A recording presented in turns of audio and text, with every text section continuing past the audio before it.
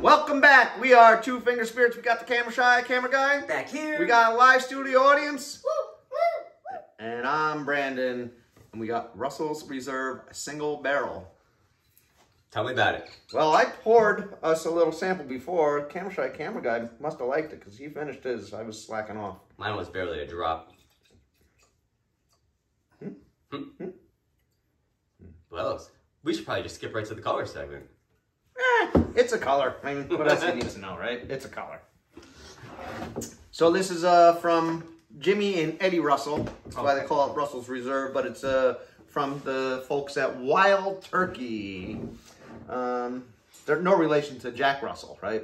I don't believe so. Okay.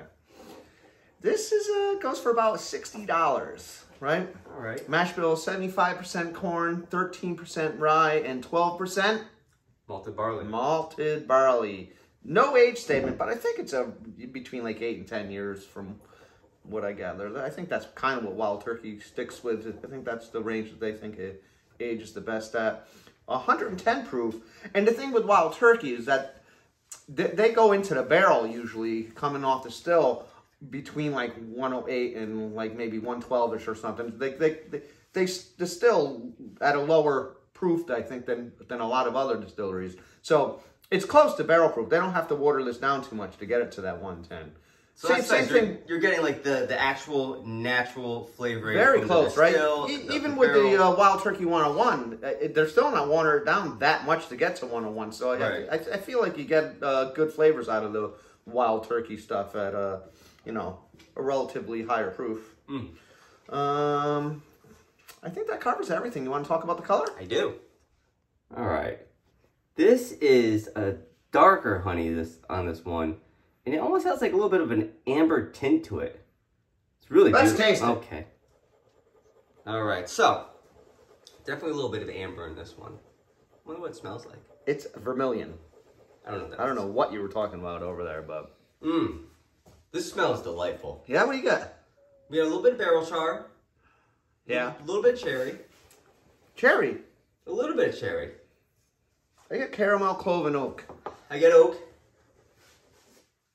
And a little bit of barley. Oh, yeah. Yeah, I think you're right. All right, I'm going for it.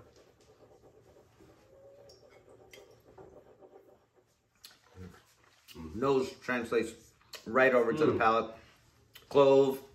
I get picking up the barley on the nose and picking up the rye on the palate. Caramel, spicy rye, and some oak.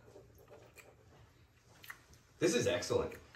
You know what? The clove taste, I don't typically get a clove taste on a lot of whiskeys. The only other one I really get the clove taste on, like a really strong clove taste, which is phenomenal, by the way, the uncut and unfiltered Smoke Wagon. Yeah.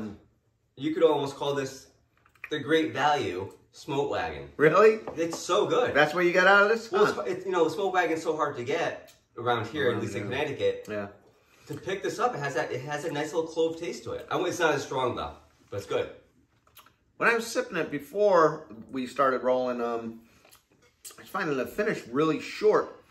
But now not so. Now it lasts longer than what it was a couple minutes ago. I wonder why. Maybe just, I give it a medium finish. Yeah, it's not. I was going to say it was really short before, but now it's like medium length. I think it's pleasant. A lot of the same things. It's like a barrel char. I get some bitter tannins in there, which I don't mind. I get no cinnamon on this. No cinnamon. But I get cinnamon on the Wild Turkey 101.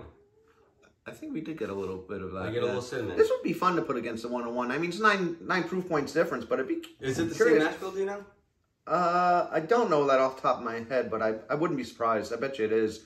Because it tastes. But 101's like $28. This is 60.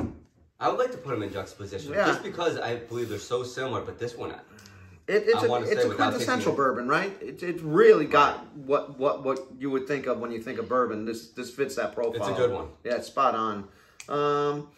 But would you keep it in stock? Yes. For $60? For $60, yes. I think I'd get it again, but I don't think I'd have to always have it on my bar. I would keep this in stock because I think between 110 is pushing the wheelhouse of what we like.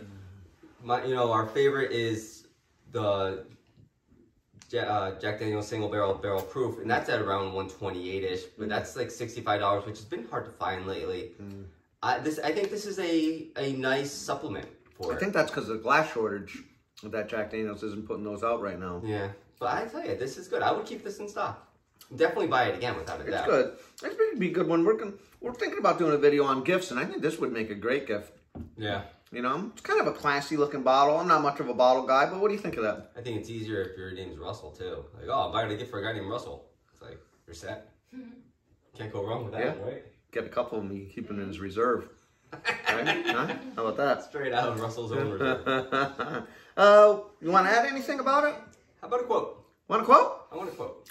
Whether you think you can or think you can't, you are correct. Who that? Henry Ford. Oh, yeah, right. Little Henry Ford. He invented what? The Mazda, right?